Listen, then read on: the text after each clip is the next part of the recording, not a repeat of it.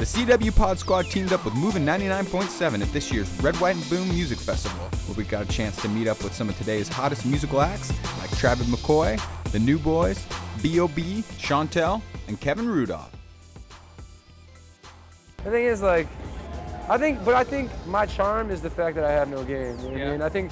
I think that's my charm, the fact that, like, I get really nervous and awkward around girls. I think they think it's cute. I was a mixtape master. Like, I'd spend 4 or 5 hours making the cover look fresh, you know what I mean? Like, I'd cut out, like, words. I mean, I went in on the covers alone, but then the mixtapes would be like a story, you know what I mean? Like, I'd, like, you know, line up the songs, so, like, if you listen through all the way, like, and then I put little subliminal, like, things in there, like, if you listen to it, like, the mixtape would stop, and then 3 minutes after, I'd be like, girl, you know, like, I really like you, and I think, you know, we could, you know, like, there's a letter attached to this tape, circle yes. It was V103 in Atlanta. It was like, I was actually in the station the first time my song ever got played on the radio, like, period. It was, there's like this magic dust they sprinkle on songs when they play them through the radio. I don't know what it is. Maybe if I did something with Stevie Wonder, I think that would be. Really? I think that would be a really, really good collab. That's not a name I would expect. Exactly. What about? That's what I'm trying to go. What about a Kardashian? Possibly, maybe.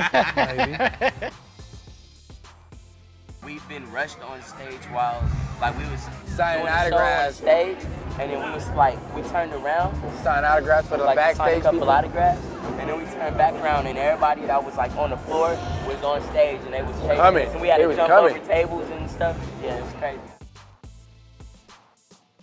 I think making a great record is like, it's part art, part science, part, you know, knowing how to translate, you know, certain melodies and certain things that work and that people understand, but at the same time, it's like there's this thing that's just like the lightning in a bottle thing where you feel something and you communicate it and it's real and people connect with it. And so it's like a combination of all those things. Yeah, we're shooting it on Tuesday. It's gonna be actually, you know, a lot of the videos I've done in the past were more like kind of like a slick cash money approach, and that's partly, you know, just about being a part of that family, and that's cool, and I love doing that, and it's great, but I think it's also time to take it a step forward and, you know, do something a little more left of center, which is what I really want to do, and it's sort of going to be like a stop motion, claymation, animation, almost like a modern Peter Gabriel Sledgehammer. I'm still down with MySpace. You are? I am.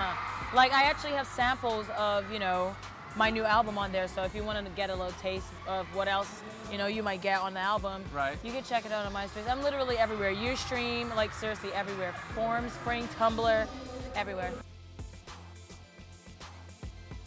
So basically in the Impossible video, we have, it's like, okay, Steph Jones plays my boyfriend in the video. And it's kind of like, he's a really hot music producer. I try to get him to, like, listen to my CD with my music, and he's like not even paying me any attention. So then finally, I'm on my own hustle. The label accepts me, and they send me a letter. Okay, yeah. I thought it was. And then I'm like, okay, dude, peace. I gotta go, cause you know, you're doing your thing, and I gotta move on and do mine. It wasn't what I wanted. I hope this will be impossible, but I gotta move on. 44 cable 12.